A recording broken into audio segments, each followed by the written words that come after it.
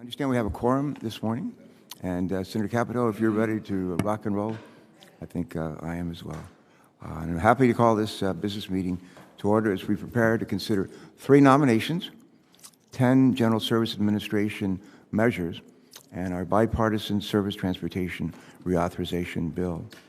And I want to begin by observing that the 3 nominees whose names are before us, Shannon Estenos, Radhika Fox, and Michal Friedhoff, are all extremely well qualified for the positions to which they've been nominated. When our committee met a few weeks ago to hear from the nominees, it was, for me, wonderful. It was heartwarming, and to just be joined by a panel of such bright, dedicated, well-spoken public servants, and by members of their families. It was, for some of us, especially special to hear from Michal Friedhoff, Dr. Michal Friedhoff, who served as an invaluable member of our EPW team and as a key advisor to Senator Markey and to me for some time. And I'm grateful that Michal and her fellow nominees, Radhika and Shannon, are willing to serve in these new roles. And I know that our nation will be the better for it. I strongly urge all of our colleagues to join me today in advancing their nominations to the full Senate. I'm also pleased that we are considering a set of 10 General Service Administration measures, which we will be considering en bloc. These are common sense resolutions that I hope all of us will support. And now I'd like to spend the remainder of my time this morning briefly addressing our Service Transportation Reauthorization Bill that we are considering here today. Service Transportation Reauthorization Act of 2021 is the result of months of hard work and a genuine team effort on which I am pleased to join with Senator Capito, Senator Cardin, Senator Creamer, our respective staffs, and many members of this committee. The bill before us today is a testament to our team's relentless drive and tireless commitment to crafting a bipartisan agreement that will enable us to create a transportation system that the 21st century will require if the U.S. is to remain a leader among nations. This reauthorization bill before us today calls for historic levels of highway funding, $303.5 billion worth over the next 5 years. That's about 35% above the last 5-year reauthorization for service transportation. This bill also commits $18 billion toward reducing our carbon emissions, as well as $500 million to mitigate climate impacts on the most vulnerable among us, typically communities of color, tribal communities, and other disadvantaged communities. The bill would also provide $500 million to upgrade our existing transportation infrastructure to withstand the inevitable effects of our changing climate. As most of us know, the transportation sector is the largest source of carbon emissions in our nation. So if we want to preserve our planet for our children and grandchildren, I know we do, it's imperative that we tackle this major contributor to the climate crisis. This bill before us today helps put us on the right track with an $18 billion climate title, of which $2.5 billion is dedicated to building electric vehicle charging and hydrogen fueling stations on highways and in locations like schools and workplaces, parks, and publicly accessible areas for communities. Our bill also tackles another serious challenge, that of safety. Bicycling and walking are affordable and healthy modes of transportation, but far too many Americans live in neighborhoods where there are no safe bike lanes or crosswalks. In 2019 alone, over 7,000 pedestrians and bicyclists lost their lives in traffic accidents just in 1 year. So I'm delighted that our bill provides a 70% increase in funding for programs that develop safe, accessible pedestrian and bicycle pathways across our nation, while also committing to providing $16.8 billion in funding for highway safety improvements. The third challenge our bill seeks to address is historic inequity in transportation investments. We know that past investments in transportation programs have left far too many Americans, especially those in communities of color, behind. To that end, our bill focuses on investments to lift up all communities. That's why we've included provisions from the Reconnecting Communities Act, legislation I co-authored with Senators Van Hollen and Cardin, to address past transportation infrastructure projects that have divided and harmed too many neighborhoods across our nation. In my hometown of Wilmington, Delaware, construction of I-95 in the 1960s and 1970s through the city literally tore many communities apart, cutting off access to neighborhoods, parks, economic opportunity. And we can begin to help heal those wounds with the project we enable in this legislation. I'm proud that our bill focuses on these critical issues of climate, safety, and equity, and does so in bipartisan ways that will put our transportation programs on the right track for the next 5 years. But the work doesn't stop here. It's imperative that our sister Senate committees, Banking, Commerce, and Finance, act quickly on their portions of the Surface Transportation Reauthorization so we can get this bill across the finish line before the current law expires on September 30th. I will continue to work with our colleagues on those committees to encourage them to act without delay, especially since we've taken action here in record time with our highway bill. The fast timeline that led to this markup today is not by chance. It's a reflection of our commitment to getting the work done, a commitment shared by President Biden. Back in February, the President invited Senator Capito, Senator Inhofe, Senator Cardin, and myself to the White House to discuss Surface Transportation Reauthorization. I think that may have been his first meeting with members of the United States Senate following his inauguration. He asked us if we could get this bill done by Memorial Day. Originally, we thought we maybe could get it done by July 4th, but we're working hard to try to reach the goal of Memorial Day. Today, we're poised to deliver on that request.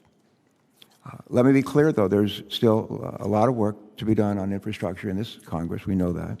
The President's jobs plan identifies a number of transformational investments to strengthen our economy. They include much more than we could ever cover within our committee's jurisdiction and within this bill, from clean energy, tax credits to intercity passenger rail to transit and much more. But the first step in realizing that vision is ensuring that our transportation programs are running smoothly and working efficiently. And that's why our Surface Transportation Bill is so critical. With this legislation, we can begin to modernize our highway programs, do so with policies to address safety, equity, and climate at the same time, and create one heck of a lot of jobs.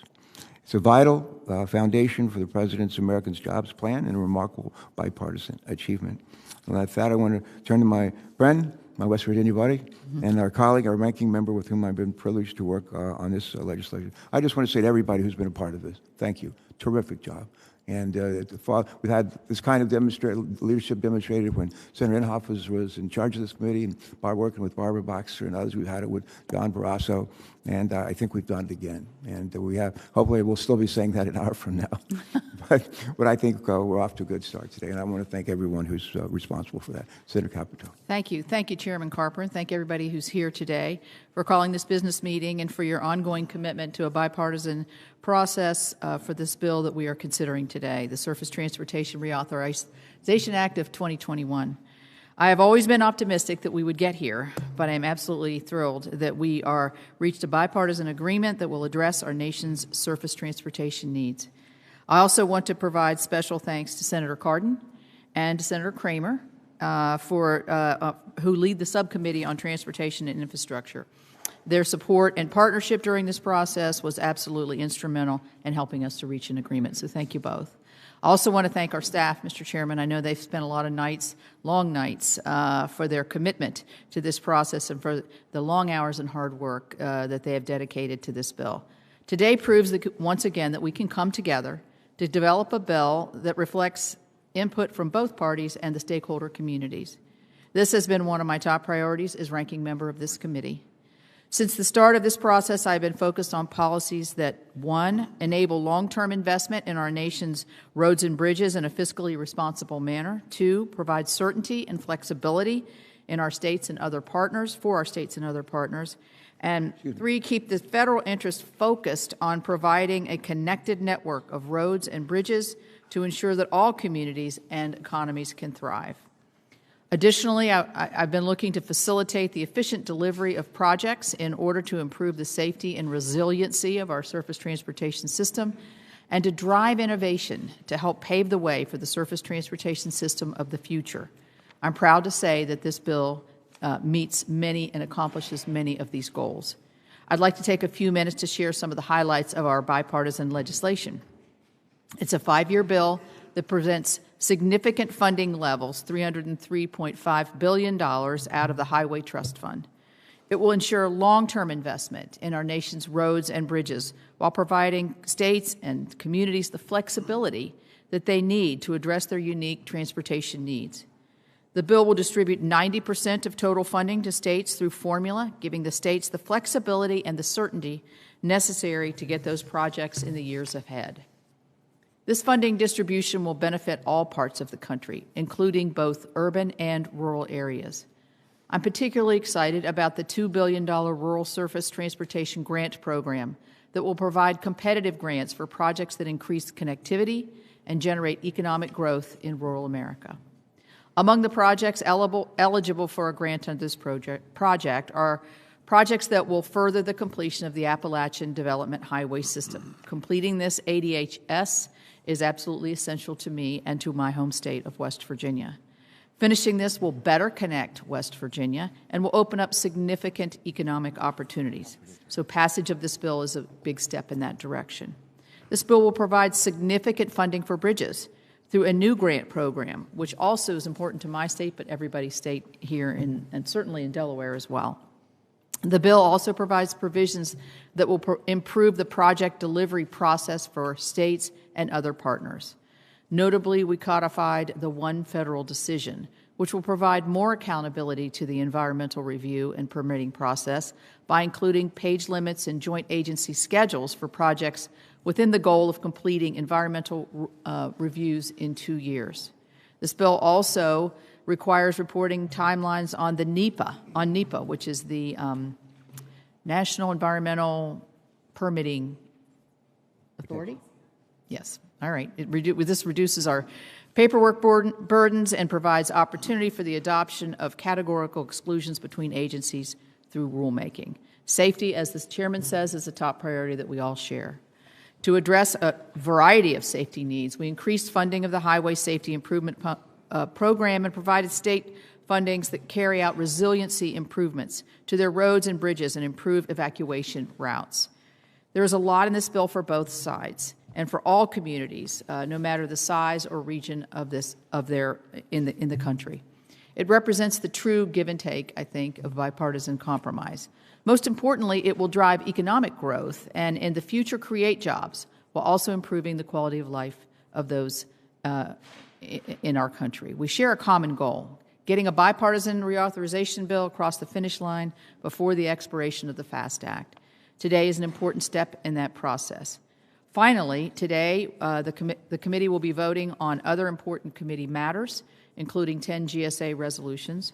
I am pleased to support the nominations of Shannon Esternos to be Assistant Secretary for Fish and Wildlife and Parks to the Department of Interior, Michal Friedhoff to be Assistant Administrator for Chemical Safety and Pollution Prevention at EPA.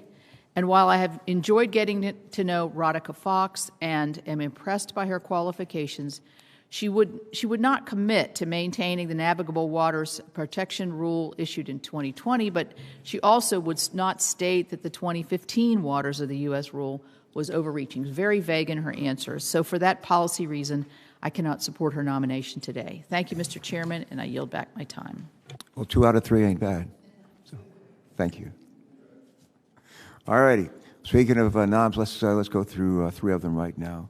And I want to go on. Next, I want to call a presidential nomination 444, Radhika Fox of California to be Assistant Administrator for Water of the Environmental Protection Agency. I move to approve and report the nomination favorably to the Senate. Is there a second? It's been moved and seconded. The clerk will call the roll. Mr. Bozeman. Yes. Mrs. Capito.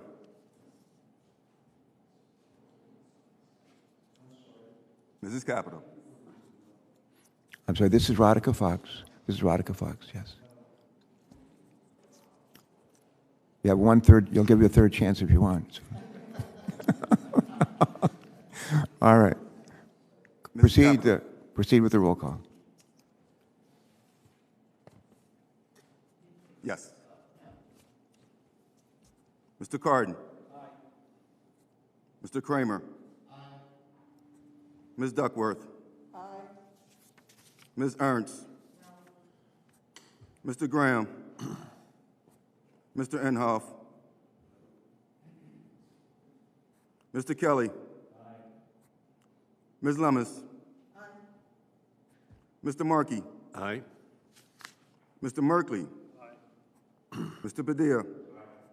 Mr. Sanders. Aye. Mr. Shelby. Ms. Stabenow? Mr. Sullivan? Mr. Whitehouse? Mr. Wicker? Mr. Chairman? Aye.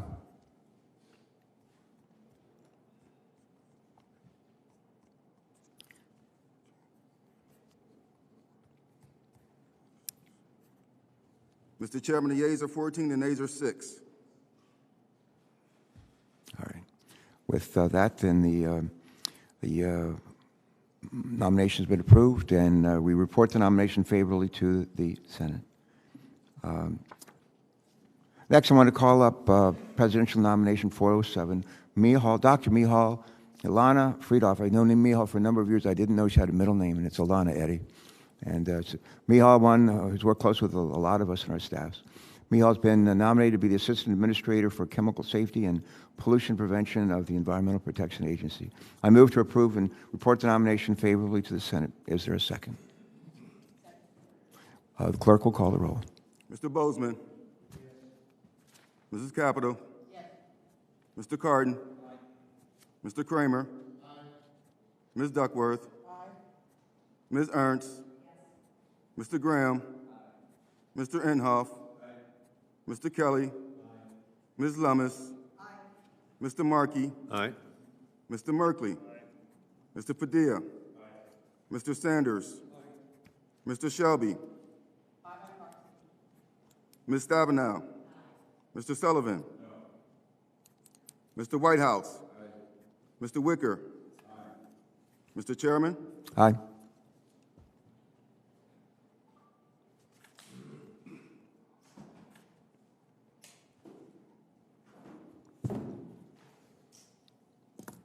Mr. Chairman, yeas are 19, the nays are 1. With that, the nomination is approved. Thank you all.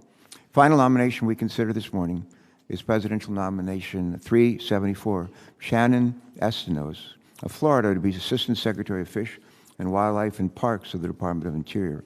I move to approve and report the nomination favorably to the Senate. Is there a second? Been moved and seconded. The clerk will call the roll. Mr. Bozeman? Mrs. Capito? Mr. Cardin? Mr. Kramer? Ms. Duckworth? Ms. Ernst? Mr. Graham? Mr. Inhofe? Mr. Kelly? Ms. Lummis? Mr. Markey? Aye. Mr. Merkley? Mr. Padilla? Mr. Sanders? Mr. Shelby? Ms. Stabenow? Mr. Sullivan? Mr. Whitehouse? Mr. Wicker? Mr. Chairman? Aye.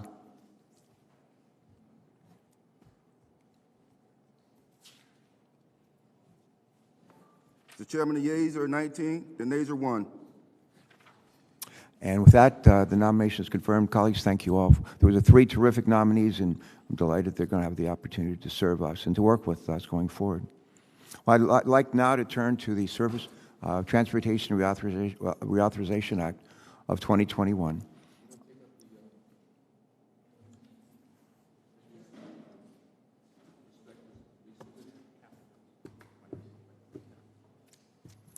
On Saturday, I circulated legislation that had been developed with Senator Capito and her staff. Since that time, we have worked to refine the legislation. Those refinements are embodied in the Carpenter-Capito-Cardin-Kramer substitute amendment that was circulated to all offices yesterday. Because this amendment represents non-controversial changes from the legislation circulated on Saturday, by unanimous consent, the substitute amendment is considered the base text for purpose of today's markup. Hearing no objections? Mr. Chairman? Sword, yes. Reserving the right to object. Yes, go ahead. May I note that I would like it recorded that were there a vote in this matter, I would be a no vote on the provision embedded in this amendment that creates first and second class states for purposes of the infra program. But I will not object. I thank the colleague. I understand Senator Markey has an amendment he'd like to offer. Is that right, Senator Markey? Yes, I have an amendment Mr. Chairman, it's Markey number 5. Yeah, please offer your amendment. Yeah, thank you, Mr. Chairman. This amendment is a bipartisan proposal I'm making for myself and Senator Sullivan, which would insert a modified version of our legislation, the Connecting America's Active Transportation System Act, as a new program in the Surface Transportation Reauthorization Act. Our amendment will dedicate $200 million in federal funds annually for grants to connect walking and biking infrastructure into active transportation networks that allow people to reach destinations within a community, as well as travel between communities without needing a car. But obviously, it also has a big impact on recreational sport, biking and skiing, and bike trails and other trails that would also be constructed. So it's something that is applicable to every state in our country.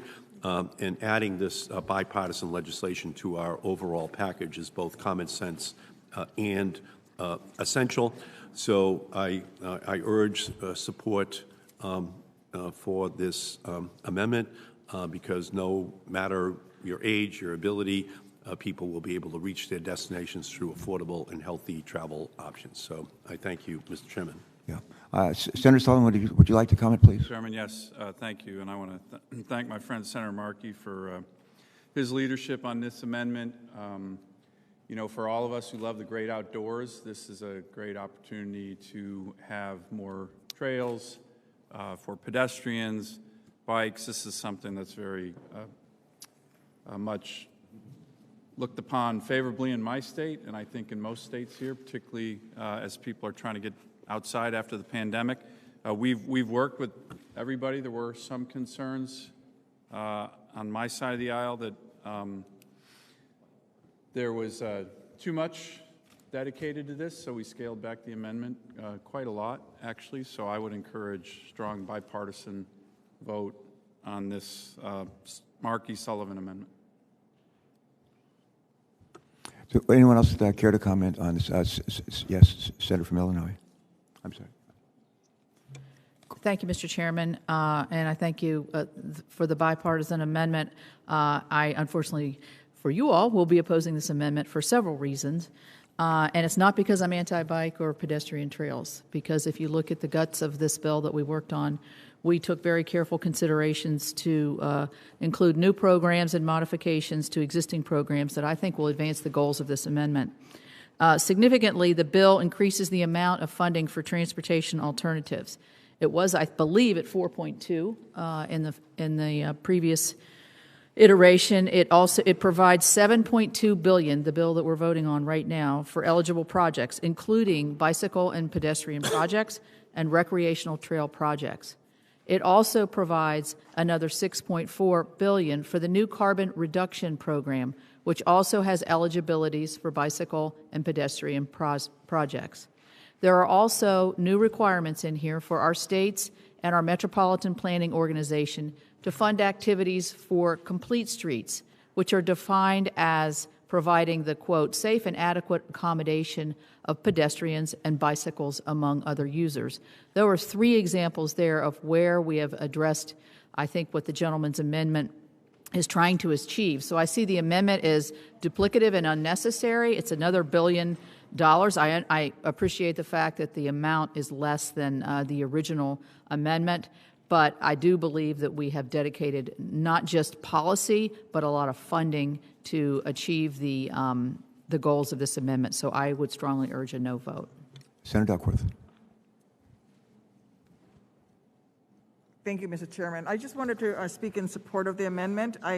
One of the things that we haven't discussed here is the fact that these types of initiatives actually help people with disabilities significantly by creating an interconnected rail pedestrian transportation infrastructure network. What you're actually doing is creating a new infrastructure for the people who use wheelchairs and would like to be able to move around more easily. And if we just depend on existing transportation infrastructure, it's never quite enough. You know, you're waiting for paratransit to come. They only come once or twice.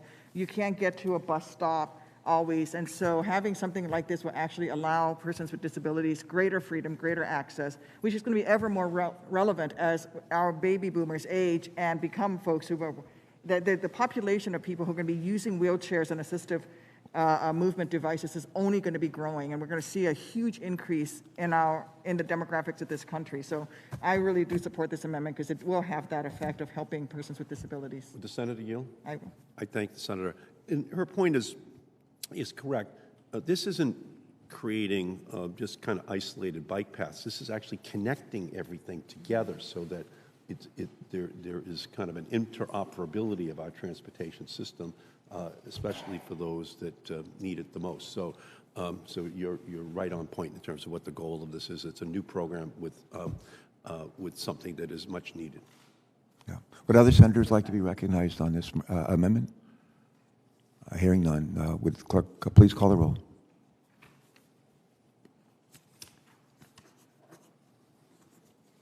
The clerk call the roll. Mr. Bozeman. Mrs. Capito. Mr. Cardin. Mr. Kramer.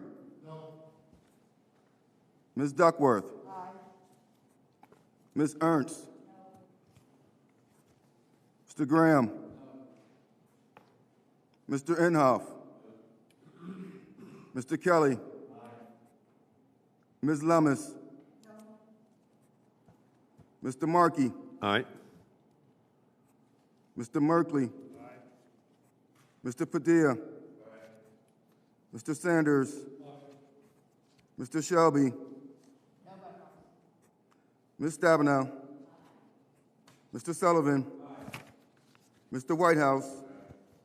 Mr. Wicker. Mr. Chairman. Aye.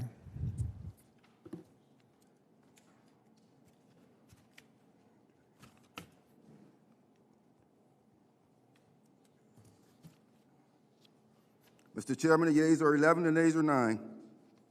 Amendment is agreed to. More than to Senator Capito's point, we have nothing to be ashamed of in this bill, even without the Markey Amendment, with the monies that we're investing in this very area. And I just want to make that clear. And for some, this was a bridge too far, but your amendment has passed in, so now we're going to move on. More than 90 amendments were filed on this legislation, over 90. Over the last 24 hours, the committee staff have determined which of these amendments are non-controversial and acceptable to both sides. Most of them are. This morning, the committee had circulated a list of these amendments. Senator Capito and I have agreed that these amendments can be considered en bloc and by unanimous consent. With that, I would ask unanimous consent to adopt en bloc the amendments identified on the list provided to your offices this morning. And I would say make a note that I think Senator Whitehouse will, Sheldon, did you want to reserve the right to object in order to make a brief statement to any, or have you already had a chance to do that? Fair enough. Fair enough. Okay. Well, hearing no objection then, so ordered. And I want to thank Sheldon for what you've done today. I want to thank all members for their engagement on this bill. I know that there's still a number of important issues that need to be resolved or improved, and I hope to continue to work with all of you on these important issues as the process moves forward. To paraphrase Winston Churchill, when he bounced out of office at the end of World War II in the next election, he was leaving 10 Downing Street, and he was asked by a reporter, he said, "Mr. Churchill, for you, is this the end? Is this the end?" And famously he replied, "This is not the end. This is not the beginning of the end. This is the end of the beginning." And so it is here. This is the end of the beginning. We still have plenty of work to do, but one hell of a lot of work has been done. And I'm deeply grateful to all who've been a part of that. Hold on just for a second. Yes, Senator Cardin. I understand that Senator Cardin has an amendment that he would like to discuss. Senator Cardin, please. Thank you, Mr. Chairman. First, I really want to strongly endorse this bill. I want to thank the chairman and ranking member for continuing the great tradition of this committee. It was a pleasure to work with Senator Kramer on the subcommittee. I strongly endorse the bill. I'm going to call up Cardin Amendment number 1, but I will not be asking for a vote on this amendment. Cardin Amendment number 1 would add funds to critical programs that are in this bill to be in line with President Biden's American Jobs Plan. It increases our investment in bridges so that we can begin to address the backlog we face across the country. It increases funding for the Transportation Alternative Program, which is so important to local communities, to upgrade sidewalks, bike paths, and improve safety. It adds $14.5 billion to Reconnecting Community Pilot Program. We had a hearing in our subcommittee in which many communities brought forward highways to nowhere, including one in Baltimore City, that we need to address. It adds more money for electric vehicle charging infrastructure, which will create jobs as well as reduce emissions from transportation, the leading source of greenhouse gases in this country. I know Senator Stabenow has been one of our great champions on this issue. It adds resources for the infra program so that we can continue to address freight issues and bottlenecks to improve efficiency and competitiveness in our economy.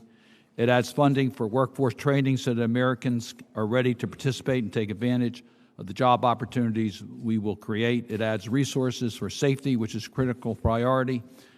This year, our goal is to make a generational investment in our nation's infrastructure, and this committee has a central role to play in that effort. I'm sure every member of this committee is tired of infrastructure reports where we get poor grades. The bill we are considering today takes a critical first step, but there's more we can do to answer the call to build back better. So I will not be asking for a vote on this amendment, but as a member of this committee and as chair of the Transportation and Infrastructure Committee, I will continue to work to advance important transportation infrastructure projects. Senator Cardin, thank you for your leadership of our subcommittee and your work with Senator Kramer to make a good team, and we're grateful to both of you. I think Kevin would like to be recognized. Just if you could just hold for a moment, and we'll recognize Senator Capito, and we'll come to you. Thank you, Mr. Chairman.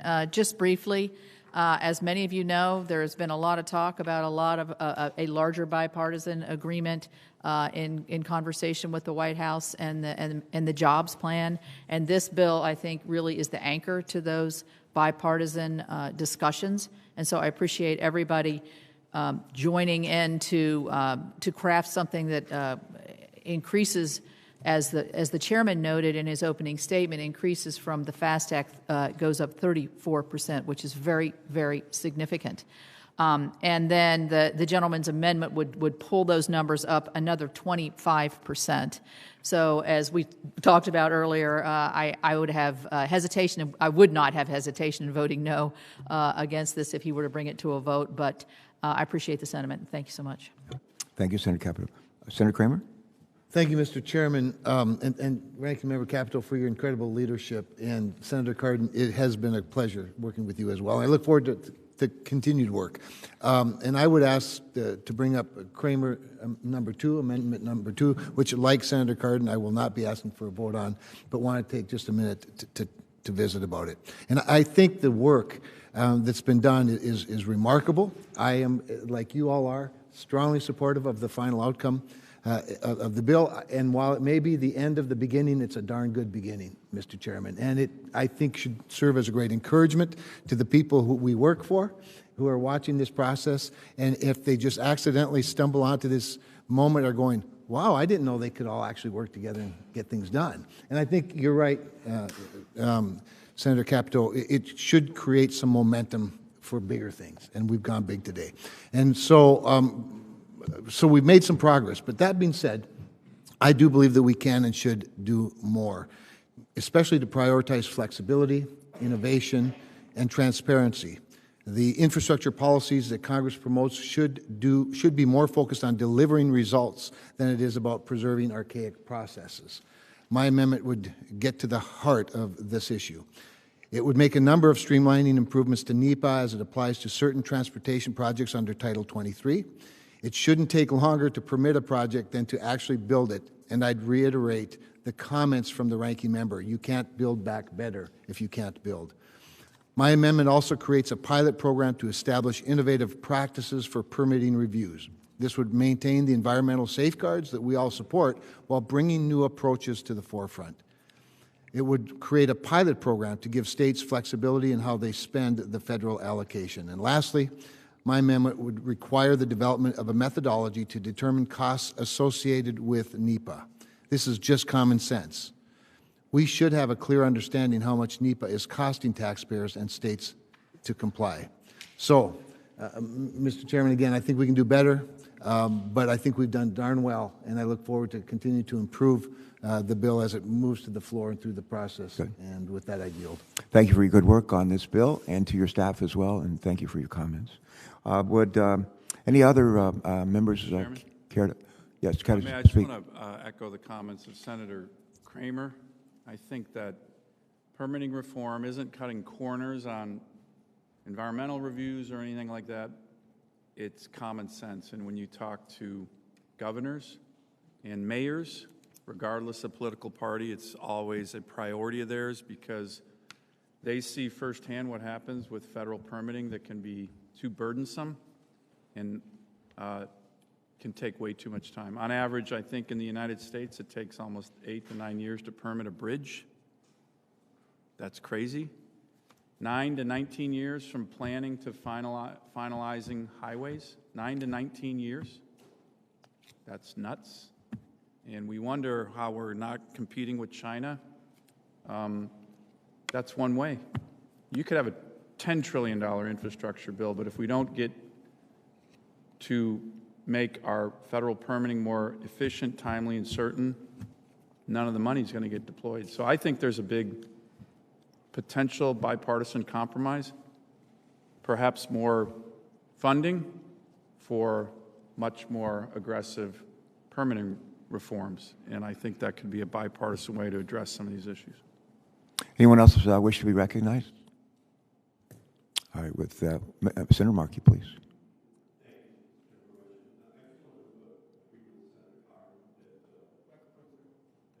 Your microphone. We want to hear you. Can you hear me now? We certainly Okay, can. beautiful. Thank you. I just want to agree with Senator Cardin that there's much more to be done, and the American Jobs Act does lay out the framework for what needs to be done. In this bill, for example, there's $2.5 billion for charging stations, but we know that it will have to be 7 to 10 times larger in amount of money if we're going to have the 500,000 charging stations across our country. We could keep going down the litany of issues that have to be dealt with. Senator Cardin began to outline them. My hope is that this is the beginning of a new era and that we're going to be able to, build on this to have a much larger infrastructure bill that will match kind of the full magnitude of all the problems that we're faced with in our country.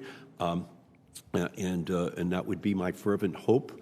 My concern is that this will be not only the end of the beginning, but the end as well. Okay, and we have to avoid that, and we have to match, our efforts to the magnitude of the challenge that we're faced with climate change and the economic challenges, the infrastructure challenges in our country. So just wanted to reinforce what Senator Cardin said and hope that we can begin immediately towards achieving that goal with a much larger package as we move forward. So thank you, Mr. Chairman. Thank you. Thank you. Anyone else, please?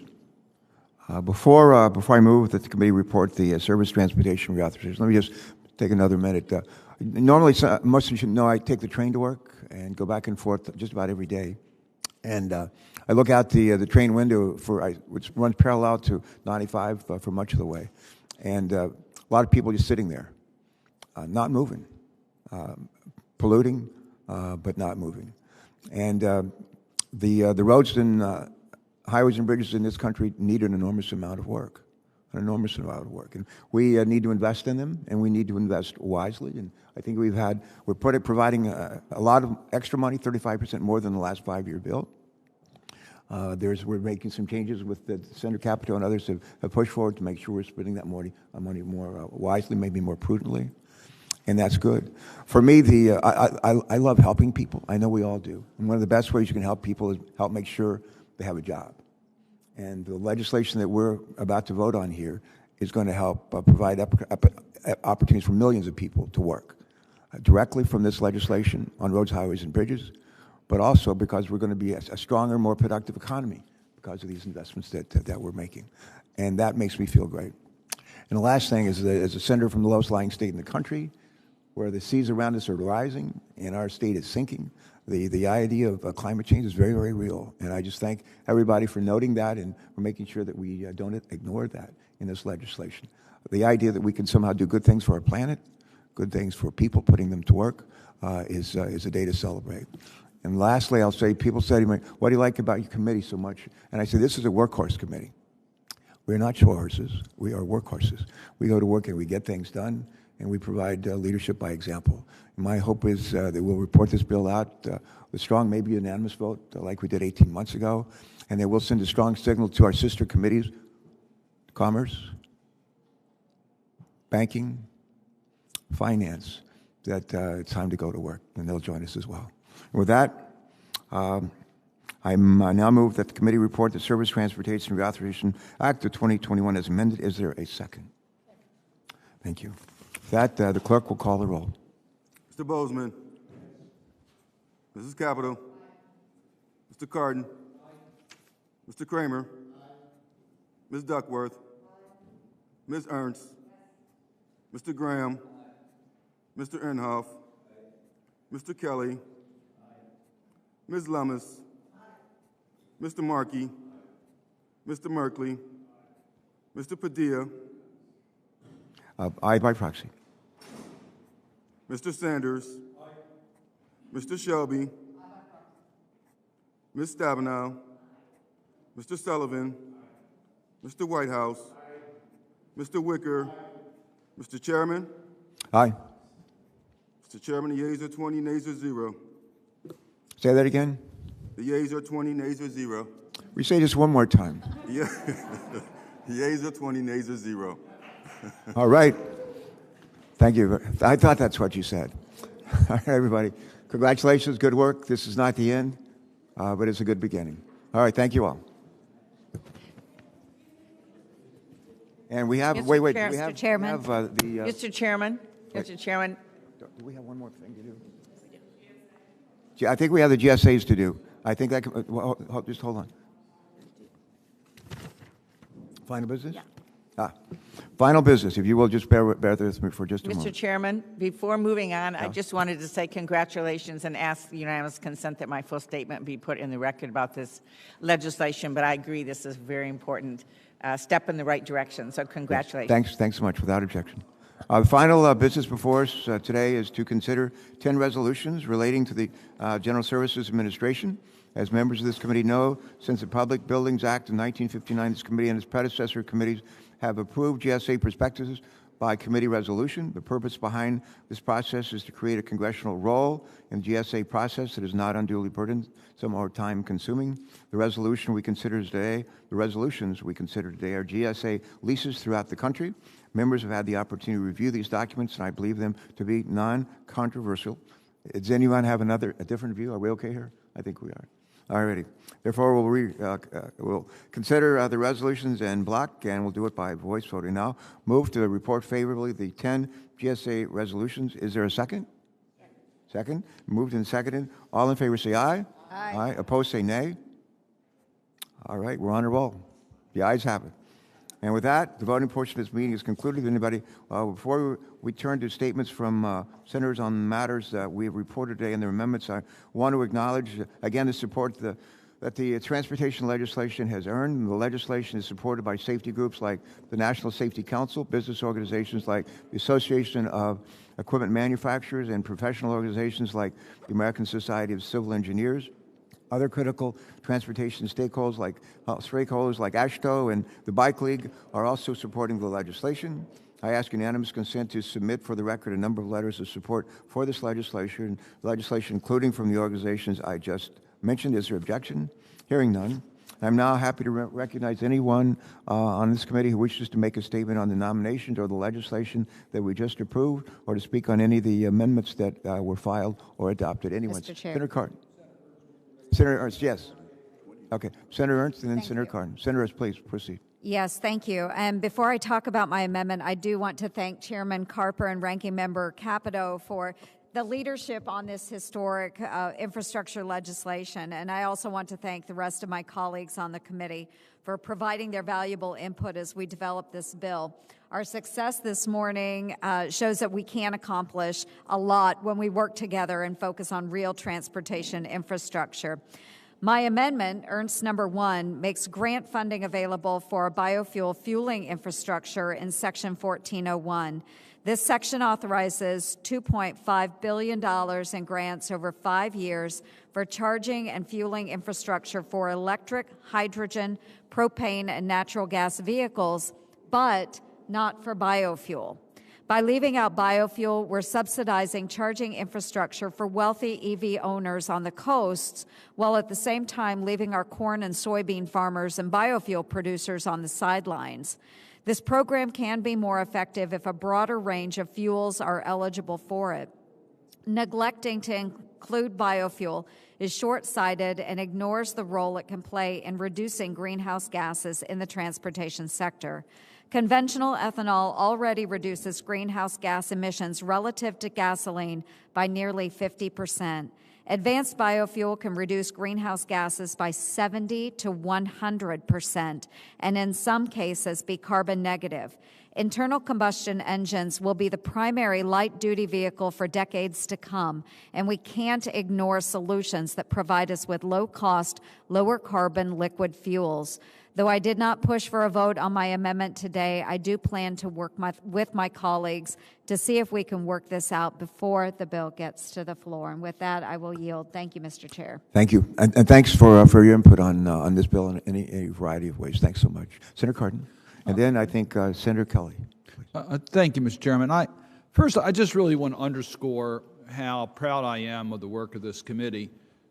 Under Senator Carper and Capito's leadership, every member of the United States Senate had the opportunity for input into this bill. Every single senator, all 100. And as a result, this is a balanced bill in the needs of all of our communities around the nation. And yes, it does contain certain advancements that some of us are very excited about, some of us are not. It contains changes in some of the regulatory issues that some of us are concerned about. Some of us think it hasn't gone far enough. But it is the way the committee should operate, taking the advice of all members, working it, and the staff worked overtime to make sure that it worked what we wanted to do, checked with the transportation experts to make sure that the provisions would be sensible and coordinated. And at the end of the day, we have a bill that enjoyed the unanimous support of this committee. What an achievement. So I just first really want to underscore how proud I am to have been part of this effort. I want to talk about 3 areas. I already mentioned the funding levels where I think we should be looking at a more transformational number. But I want to talk about 3 other issues that are to be important. I mentioned during the offering and the amendment the reconnecting of communities. And that to me is important because of the equity issues of transportation programs over many generations. Bad transportation programs can really hurt communities, and we've isolated so many communities. They're generally minority communities, communities that are trapped. Good transportation programs can empower communities, can provide jobs. So as we look to expand transportation opportunities, we need to go back and do something about the equity. So I congratulate the chairman for his Connecting Community legislation, the pilot program that you authored. I was proud to be one of your co-sponsors. And you're right, we have money in this bill to advance that program. And thank you very much for being able to negotiate that. I just believe we're going to have to do more. These are scars to community, and they isolate communities. And I can tell you in Baltimore what it's done in making communities much more vulnerable. We have work to do. The second area that I would like to see us do more advancement is the recognition that we want to build new roads, we want to build bridges, but we got to take care of it. We got to maintain our existing infrastructure. And too often, the maintenance gets pushed to a side because of the pressure to do more and build more. And we need to make sure that our local transportation officials have a game plan to maintain the structures that we're participating in building. And so I think we have to have a stronger focus on the maintenance of transportation infrastructure. And the last that came out today during Senator Markey's amendment, and Senator Capito, you're absolutely right. We have a really exciting program under Transportational Alternative Program that gives the ability to do the connecting of communities through whether it's bicycle paths or whether it's trails or whether it's channeling or those types of issues. And it's a good program. But there is frustration, as Senator Markey's amendment pointed out, with local officials as to how they direct that money going through the normal transportation allocation process with the state, which can be cumbersome at times. So I know that we want to maintain maximum flexibility to our states, and I support that. But I think there's a balance here that we can have to get the TAP program more sensitive to the local communities. And I look forward to working with this committee as we try to address those issues moving forward. So bottom line, great work. I'm proud to be part of the committee. Look forward to additional challenges that we're all going to have to confront. I think it's safe to say we could not have done it without you, so thank you very much, Ben. All right, Senator Kelly. Thank you, Mr. Chairman, and thank you, Ranking Member Capito. It's great to be here today to work on and advance such landmark legislation championed by both Republicans and Democrats to revitalize America's infrastructure. This bill invests in our national transportation infrastructure at a historically high level. And most importantly, the bill will transform our future. And as somebody who at any moment is about to become a grandfather, preparing for our future is very important. Investing in our surface transportation is more than building new roads and bridges. It's a foundation for job creation, a flourishing economy, and connectivity for decades to come. The funding increase for surface transportation shows our shared commitment to a better American future. And I'm proud of how our work together on this committee accomplishes this. The Surface Transportation Reauthorization Act of 2021 is critical for the state of Arizona. Like most of the country, we are in recovery mode from this devastating pandemic. But Arizona is still experiencing record-setting growth. In fact, Arizona is the second fastest growing state in the U.S. And this means that a down payment on our infrastructure is more important than ever.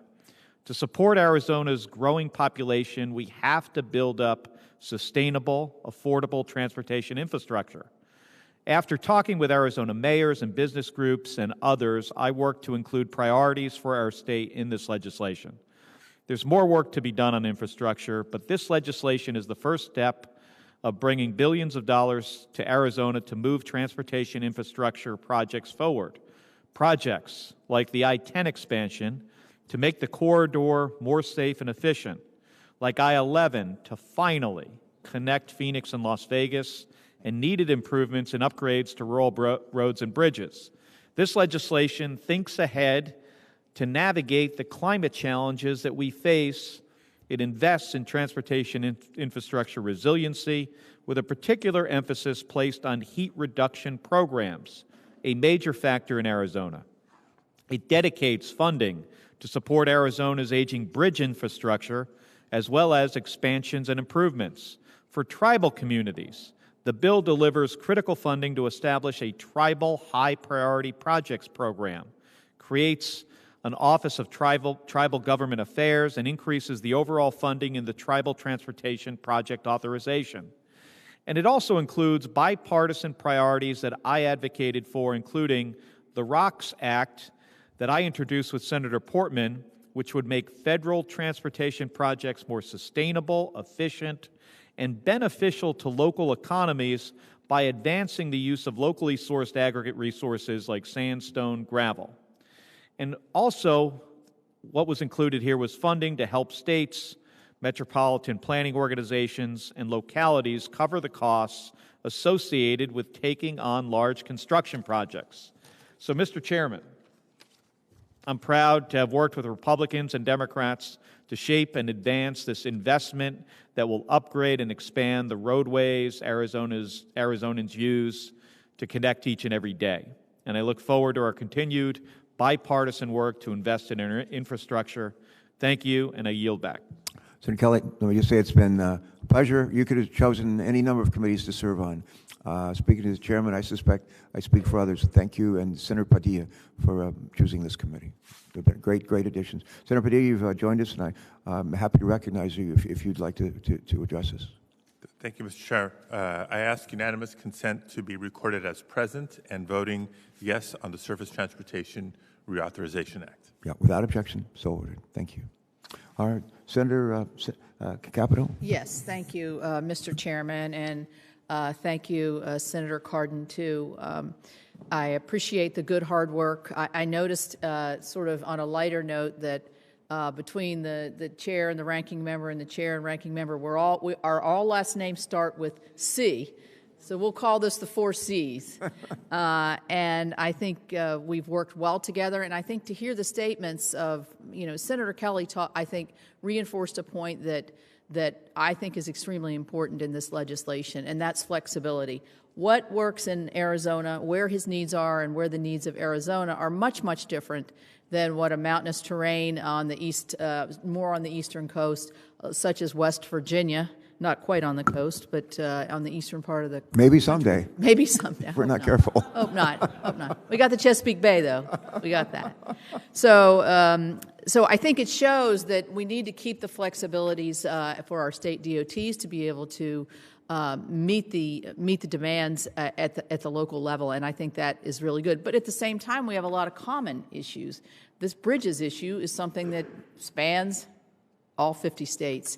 And I'm really pleased because, as Senator Cardin said, we have infrastructure. We need to maintain it.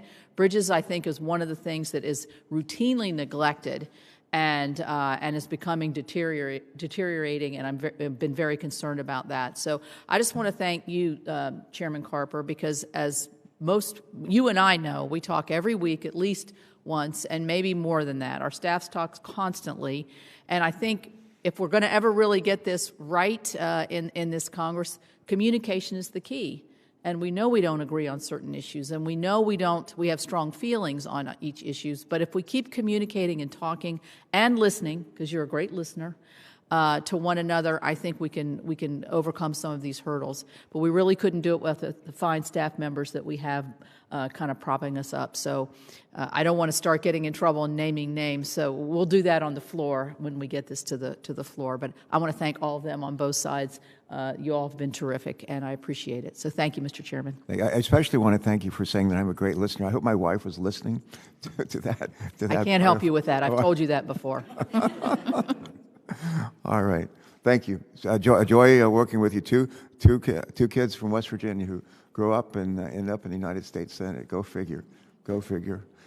Anyone else want to speak? I don't see anyone is still with us.